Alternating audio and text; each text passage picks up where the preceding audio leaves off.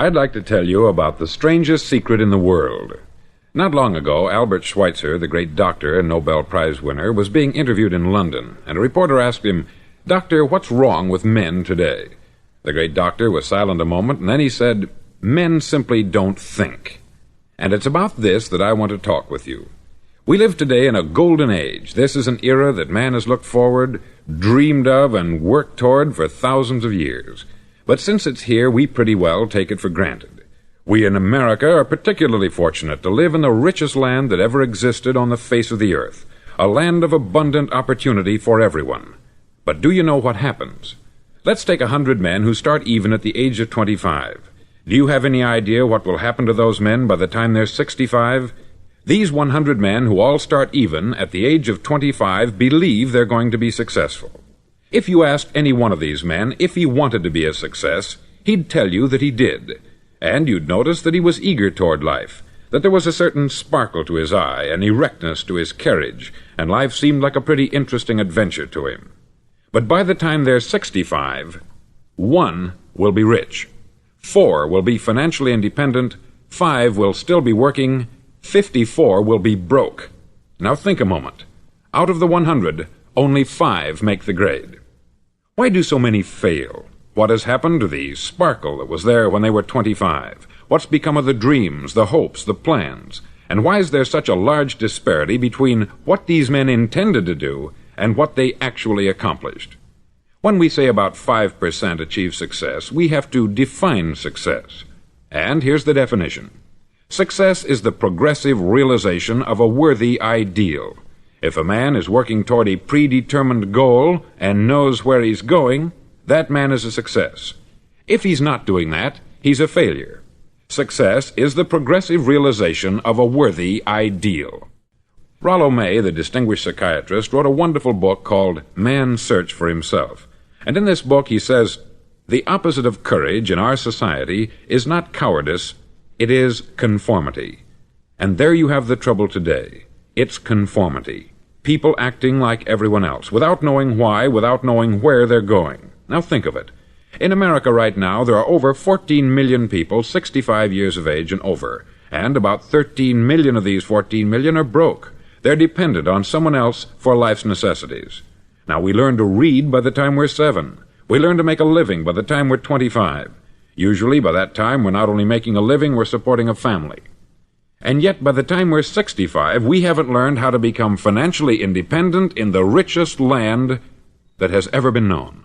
Why? We conform. And the trouble is that we're acting like the wrong percentage group, the 95% who don't succeed. Now, why do these people conform? Well, they don't know, really. These people believe that their lives are shaped by circumstances, by things that happen to them, by exterior forces. They're outer-directed people. A survey was made one time that covered a lot of men, working men, and these men were asked this question: why do you work? Why do you get up in the morning? 19 out of 20 had no idea. If you ask them, they'll say, everyone goes to work in the morning. And that's the reason they do it, because everyone else is doing it. Now let's get back to our definition of success. Who succeeds? The only man who succeeds is the man who is progressively realizing a worthy ideal. He's the man who says, I'm going to become this, and then begins to work toward that goal. I'll tell you who the successful people are. A success is the school teacher who's teaching school because that's what she wanted to do. The success is the woman who's a wife and mother because she wanted to become a wife and mother and is doing a good job of it. The success is the man who runs the corner gas station because that's what he wanted to do. The success is the successful salesman who wants to become a top-notch salesman and grow and build with his organization. A success is anyone who is doing deliberately a predetermined job because that's what he decided to do deliberately. But only 1 out of 20 does that. That's why today there isn't really any competition, unless we make it for ourselves. Instead of competing, all we have to do is create. Now, for 20 years, I looked for the key which would determine what would happen to a human being. Was there a key, I wanted to know, which would make the future a promise that we could foretell to a large extent? Was there a key that would guarantee a person's becoming successful if he only knew about it and knew how to use it? Well, there is such a key, and I've found it. Have you ever wondered why so many men work so hard and honestly without ever achieving anything in particular, and others don't seem to work hard and yet seem to get everything? They have the magic touch. You've heard them say that about someone. Everything he touches turns to gold. And have you ever noticed that a man who becomes successful tends to continue to become successful, and on the other hand, have you noticed how a man who is a failure tends to continue to fail? It's because of goals. Some of us have them, some don't. People with goals succeed because they know where they're going. Now think of a ship leaving a harbor, and think of it with the complete voyage mapped out and planned. The captain and crew know exactly where it's going and how long it will take. It has a definite goal. 9,999 times out of 10,000 it will get to where it started out to get. Now let's take another ship, just like the first, only let's not put a crew on it, or a captain at the helm. Let's give it no aiming point, no goal, no destination. We just start the engines and let it go. I think you'll agree with me that if it gets out of the harbor at all, it will either sink or wind up on some deserted beach a derelict. It can't go any place because it has no destination and no guidance. It's the same with a human being. Take the salesman, for example. There is no other person in the world today with the future of a good salesman. Selling is the world's highest paid profession, if we're good at it, and if we know where we're going. Every company needs top-notch salesmen, and they reward those men. The sky is the limit for them. But how many can you find? Someone once said, the human race is fixed, not to prevent the strong from winning, but to prevent the weak from losing. The American economy today can be likened to a convoy in time of war. The entire economy is slowed down to protect its weakest link, just as the convoy had to go at the speed that would permit its slowest vessel to remain in formation. That's why it's so easy to make a living today. It takes no particular brains or talent to make a living and support a family today, so we have a plateau of so-called security, if that's what a person's looking for. But we do have to decide how high above this plateau we want to aim for. Now let's get back to the strangest secret in the world, the story that I wanted to tell you today. Why do men with goals succeed in life, and men without them fail? Well, let me tell you something which, if you really understand it, will alter your life immediately. If you understand completely what I'm going to tell you from this moment on, your life will never be the same again. You'll suddenly find that good luck just seems to be attracted to you. The things you want just seem to fall in line. And from now on, you won't have the problems, the worries, the gnawing lump of anxiety that perhaps you've experienced before. Doubt, fear, well, they'll be things of the past. Here's the key to success, and the key to failure. We become what we think about. Now let me say that again. We become what we think about. Throughout all history, the great wise men and teachers, philosophers and prophets have disagreed with one another on many different things. It is only on this one point that they are in complete and unanimous agreement. Listen to what Marcus Aurelius, the great Roman emperor, said. He said, "A man's life is what his thoughts make of it." Disraeli said this, "Everything comes if a man will only wait. I have brought myself by long meditation to the conviction that a human being with a settled purpose must accomplish it, and that nothing can resist a will that will stake even existence for its fulfillment." Ralph Waldo Emerson said this, "A man is what he thinks about all day long." William James said, "The greatest discovery of my generation is that human beings can alter their lives by altering their attitudes of mind." And he also said, "We need only in cold blood act as if the thing in question were real, and it will become infallibly real by growing into such a connection with our life that it will become real. It will become so knit with habit and emotion that our interest in it will be those which characterize belief." He also said this, "If you only care enough for a result, you will almost certainly attain it. If you wish to be rich, you will be rich. If you wish to be learned, you will be learned. If you wish to be good, you will be good. Only you must then really wish these things, and wish them exclusively, and not wish at the same time 100 other incompatible things just as strongly." In the Bible you read, in Mark 9:23, "If thou canst believe, all things are possible to him that believeth." Dr. Norman Vincent Peale said this, "This is one of the greatest laws in the universe. Fervently do I wish I had discovered it as a very young man. It dawned upon me much later in life, and I've found it to be one of the greatest, if not my greatest discovery, outside of my relationship to God. And the great law, briefly and simply stated, is that if you think in negative terms, you'll get negative results. If you think in positive terms, you will achieve positive results.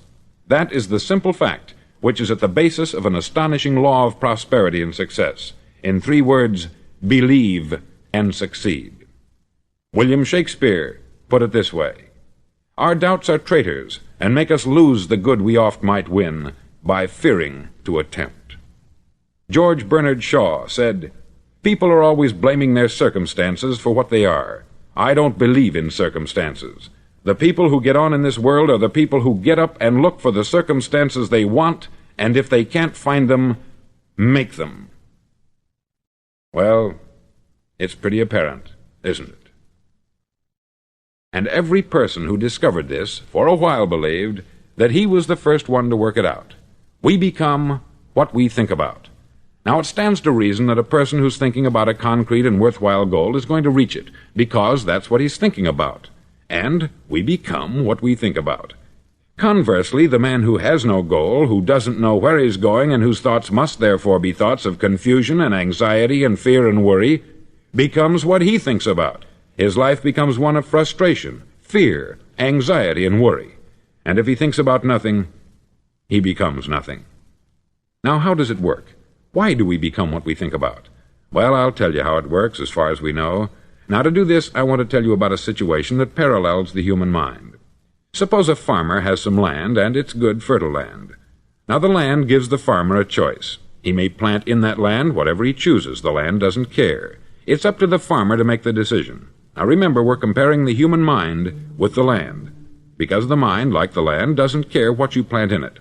It will return what you plant, but it doesn't care what you plant. Now, let's say that the farmer has 2 seeds in his hand. One is a seed of corn, the other is nightshade, a deadly poison. He digs 2 little holes in the earth, and he plants both seeds, one corn, the other nightshade. He covers up the holes, waters, and takes care of the land, and what will happen? Invariably, the land will return what is planted. As it's written in the Bible, "As ye sow, so shall ye reap." Remember, the land doesn't care. It will return poison in just as wonderful abundance as it will corn. So up come the 2 plants, one corn, one poison. Now, the human mind is far more fertile, far more incredible and mysterious than the land, but it works the same way. It doesn't care what we plant. Success, failure. A concrete, worthwhile goal, or confusion, misunderstanding, fear, anxiety, and so on. But what we plant, it will return to us. You see, the human mind is the last great unexplored continent on the earth. It contains riches beyond our wildest dreams. It will return anything we want to plant. Now, you might say, well, if that's true, why don't people use their minds more? Well, I think they've figured out an answer to that, too. Our mind comes as standard equipment at birth. It's free, and things that are given to us for nothing we place little value on. Things that we pay money for, we value. The paradox is that exactly the reverse is true. Everything that's really worthwhile in life came to us free. Our mind, our soul, our body, our hopes, our dreams, our ambitions, our intelligence, our love of family and children and friends. All these priceless possessions are free, but the things that cost us money are actually very cheap and can be replaced at any time. A good man can be completely wiped out and make another fortune. He can do that several times. Even if our home burns down, we can rebuild it, but the things we got for nothing, we can never replace. The human mind isn't used merely because we take it for granted. Familiarity breeds contempt. It can do any kind of job we assign to it, but generally speaking, we use it for little jobs instead of big important ones. Universities have proved that most of us are operating on about 10% of our abilities. Decide now, what is it you want? Plant your goal in your mind. It's the most important decision you'll ever make in your entire life. Do you want to be an outstanding salesman, a better worker at your particular job? Do you want to go places in your company, in your community? All you've got to do is plant that seed in your mind. Care for it. Work steadily toward your goal, and it will become a reality. It not only will, there's no way that it cannot. You see, that is a law, like the laws of Sir Isaac Newton, the laws of gravity. If you get on top of a building and jump off, you'll always go down. You'll never go up. And it's the same with all the other laws of nature. They always work. They're inflexible. Think about your goal in a relaxed, positive way. Picture yourself in your mind's eye as having already achieved this goal. See yourself doing the things you will be doing when you've reached your goal. Ours has been called the phenobarbital age, the age of ulcers and nervous breakdowns. At a time when medical research has raised us to a new plateau of good health and longevity, far too many of us worry ourselves into an early grave trying to cope with things in our own little personal ways, without learning a few great laws that will take care of everything for us. These things we bring on ourselves through our habitual way of thinking. Every one of us is the sum total of his own thoughts. He is where he is because that is exactly where he really wants to be, whether he'll admit that or not. Each of us must live off the fruit of his thoughts in the future, because what you think today and tomorrow, next month and next year, will mold your life and determine your future. You're guided by your mind. I remember one time I was driving through Arizona and I saw one of those giant earth-moving machines roaring along the road at about 35 miles an hour with what looked like 20 tons of dirt in it, a tremendous, incredible machine, and there was a little man perched way up on top with the wheel in his hands guiding it. And as I drove along, I was struck by the similarity of that machine to the human mind. Just suppose you're sitting at the controls of such a vast source of energy. Are you going to sit back and fold your arms and let it run itself into a ditch? Or are you going to keep both hands firmly on the wheel and control and direct this power to a specific, worthwhile purpose? It's up to you. You're in the driver's seat. You see, the very law that gives us success is a two-edged sword. We must control our thinking.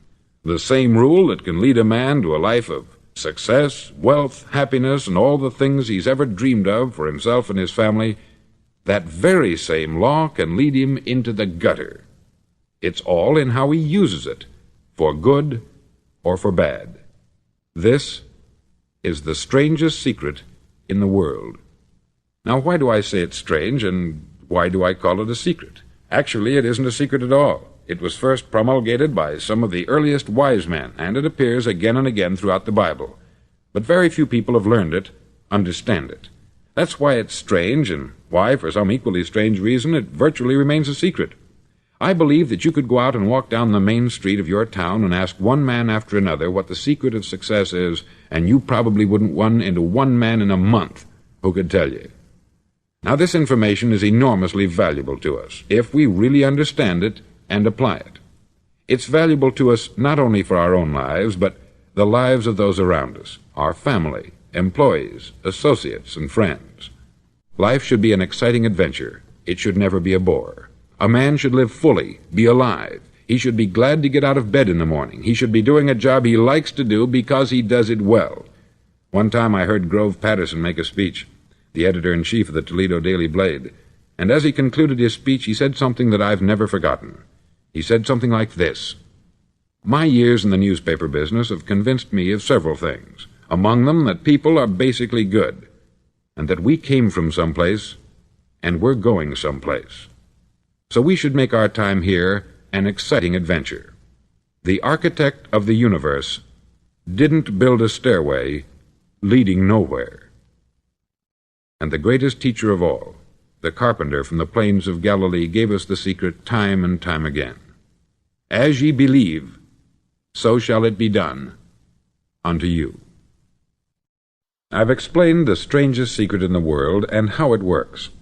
Now I want to explain how you can prove to yourself the enormous returns possible in your own life by putting this secret to a practical test. I want you to make a test that will last 30 days. Now, it isn't going to be easy. If you'll give it a good try, it will completely change your life for the better. Back in the 17th century, Sir Isaac Newton, the English mathematician and natural philosopher, gave us some natural laws of physics which apply as much to human beings as they do to the movement of bodies in the universe. Now, one of these laws is that for every action, there is an equal and opposite reaction. Simply stated, as it applies to you and me, it means we can achieve nothing without paying the price. The results of your 30-day experiment will be in direct proportion to the effort you put forth. To be a doctor, you must pay the price of long years of difficult study. To be successful in selling, and remember that each of us succeeds to the extent of his ability to sell, selling our families on our ideas, selling education in schools, selling our children on the advantages of living the good and honest life, selling our associates and employees on the importance of being exceptional people, to, of course, the profession of selling itself. But to be successful in selling our way to the good life, we must be willing to pay the price. Now, what is that price? Well, it's many things. First, it's understanding emotionally, as well as intellectually, that we literally become what we think about, that we must control our thoughts if we're to control our lives. It's understanding fully that, as ye sow, so shall ye reap. Secondly, it's cutting away all the fetters from the mind and permitting it to soar as it was divinely designed to do. It's the realization that your limitations are self-imposed, and that the opportunities for you today are enormous beyond belief. It's rising above narrow-minded pettiness and prejudice. Thirdly, to use all your courage to force yourself to think positively on your own problem, to set a definite and clearly defined goal for yourself, to let your marvelous mind think about your goal from all possible angles, to let your imagination speculate freely upon many different possible solutions, to refuse to believe there are any circumstances sufficiently strong to defeat you in the accomplishment of your purpose, to act promptly and decisively when your course is clear, and to keep constantly aware of the fact that you are, at this moment, standing in the middle of your own acre of diamonds, as Russell Conwell used to point out. Fourth, save at least 10% of what you earn. It's also remembering that no matter what your present job, it has enormous possibilities if you're willing to pay the price. Now let's just go over the important points in the price each of us must pay to achieve the wonderful life that can be ours. It is, of course, worth any price. 1. You will become what you think about. 2. Remember the word imagination. Let your mind soar. 3. Courage. Concentrate on your goal every day. 4. Save 10% of what you earn. And action. Ideas are worthless unless we act on them. Now I'll try to outline the 30-day test I want you to make. Now keep in mind that you have nothing to lose by making this test, and everything you could possibly want to gain. There are two things that may be said of everyone. Each of us wants something, and each of us is afraid of something. I want you to write on a card what it is you want more than anything else. It may be more money. Perhaps you'd like to double your income or make a specific amount of money. It may be a beautiful home. It may be success at your job. It may be a particular position in life. It could be a more harmonious family. Each of us wants something. Write down on your card specifically what it is that you want. Make sure it's a single goal and clearly defined. You needn't show it to anyone, but carry it with you so that you can look at it several times a day. Think about it in a cheerful, relaxed, positive way each morning when you get up, and immediately you have something to work for, something to get out of bed for, something to live for. Look at it every chance you get during the day and just before going to bed at night. As you look at it, remember that you must become what you think about, and since you're thinking about your goal, you realize that soon it will be yours. In fact, it's yours really the moment you write it down and begin to think about it. Look at the abundance all around you as you go about your daily business. You have as much right to this abundance as any other living creature. It's yours for the asking. Now we come to the difficult part.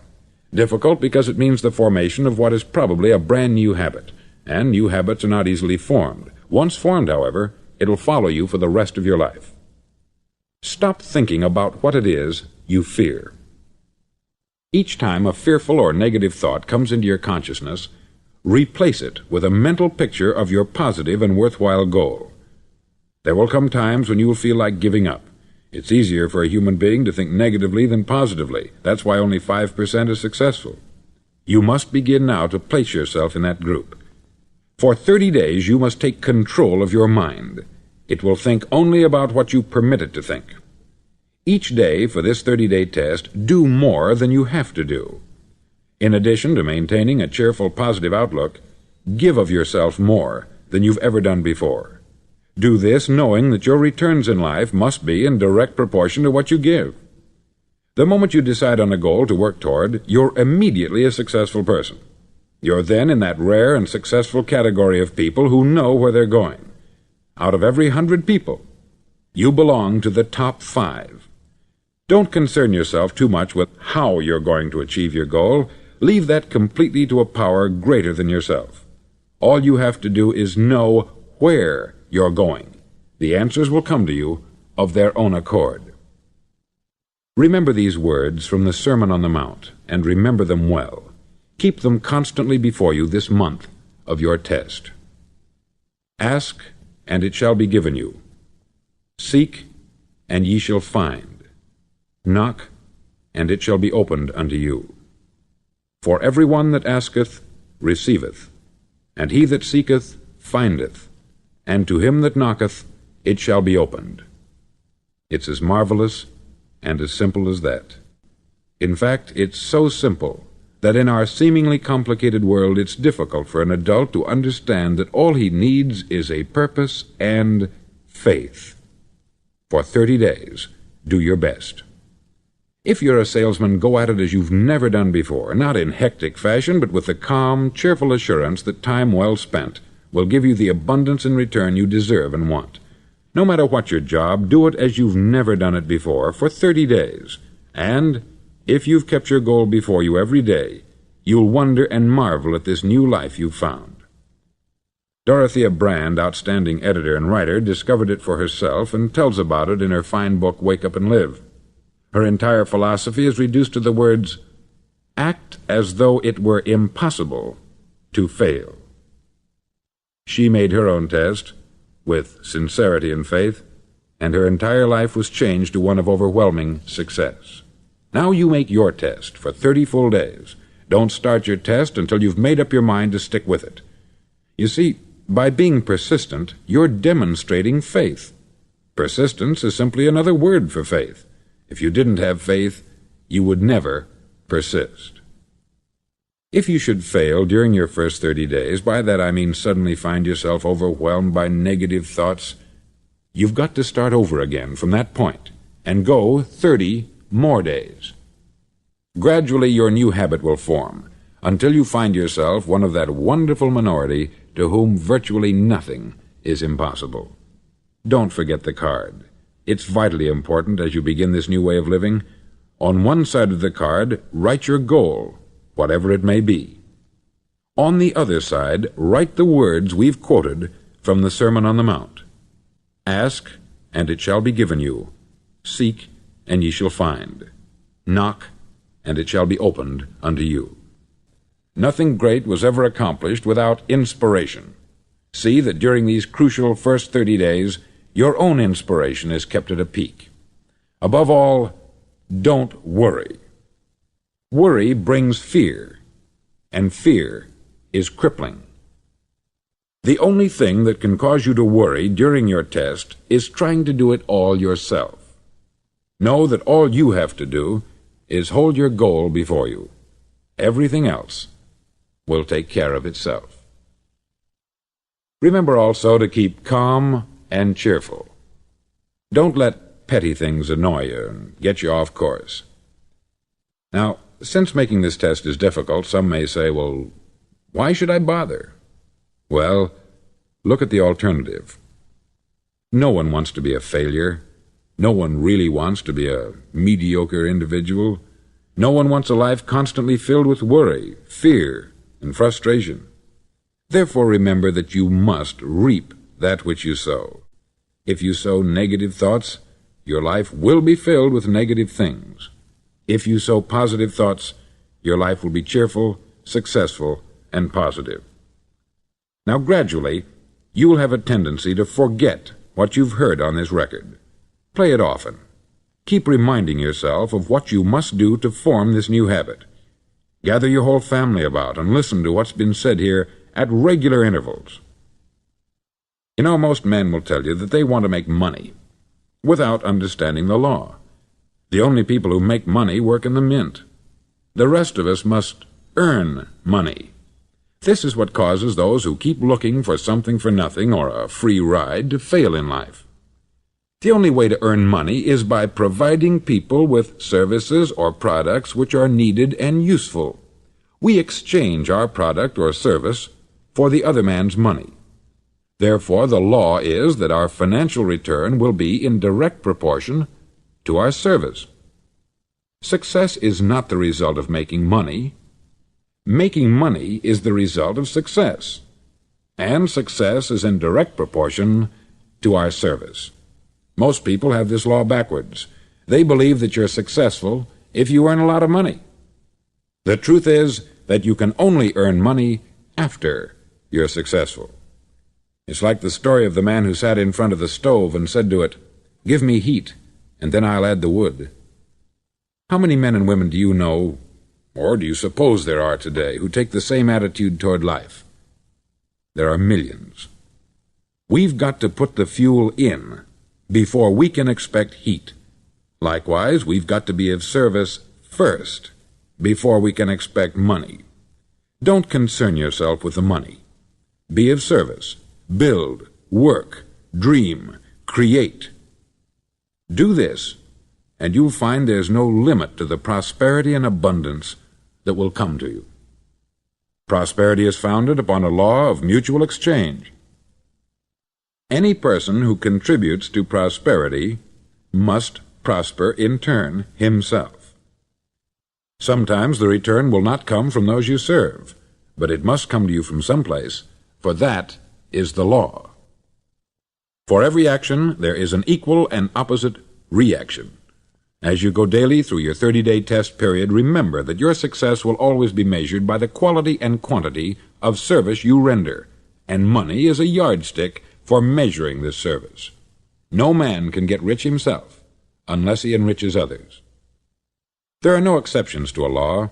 You can drive down any street in America and from your car estimate the service that's being rendered by the people living on that street. Had you ever thought of this yardstick before? It's interesting. Some, like ministers and priests and other devoted people, measure their returns in the realm of the spiritual, but again, their returns are equal to their service. Once this law is fully understood, any thinking person can tell his own fortune. If he wants more, he must be of more service to those from whom he receives his return. If he wants less, he has only to reduce this service. This is the price you must pay for what you want. If you believe you can enrich yourself by deluding others, you can only end by deluding yourself. It may take some time, but just as surely as you breathe, you'll get back what you put out. Don't ever make the mistake of thinking you can avert this. It's impossible. The prisons and the streets where the lonely walk are filled with people who tried to make new laws just for themselves. We may avoid the laws of man, but there are greater laws that cannot be broken. An outstanding medical doctor recently pointed out 6 steps that will help you realize success. 1. Set yourself a definite goal. 2. Quit running yourself down. 3. Stop thinking of all the reasons why you cannot be successful, and instead think of all the reasons why you can. 4. Trace your attitudes back through your childhood and try to discover where you first got the idea you couldn't be a success, if that's the way you've been thinking. 5. Change the image you have of yourself by writing out a description of the person you would like to be. And 6. Act the part of the successful person you have decided to become. The doctor who wrote those words is a noted West Coast psychiatrist, David Harold Fink, M.D. Do what all experts since the dawn of recorded history have told you you must do. Pay the price by becoming the person you want to become. It's not nearly as difficult as living unsuccessfully. Make your 30-day test. Then repeat it. Then repeat it again. Each time it will become more a part of you until you'll wonder how you could ever have lived any other way. Live this new way, and the floodgates of abundance will open and pour over you more riches than you may have dreamed existed. Money? Yes, lots of it. But what's more important, you'll have peace. You'll be in that wonderful minority who lead calm, cheerful, successful lives. Start today. You have nothing to lose, but you have a life to win.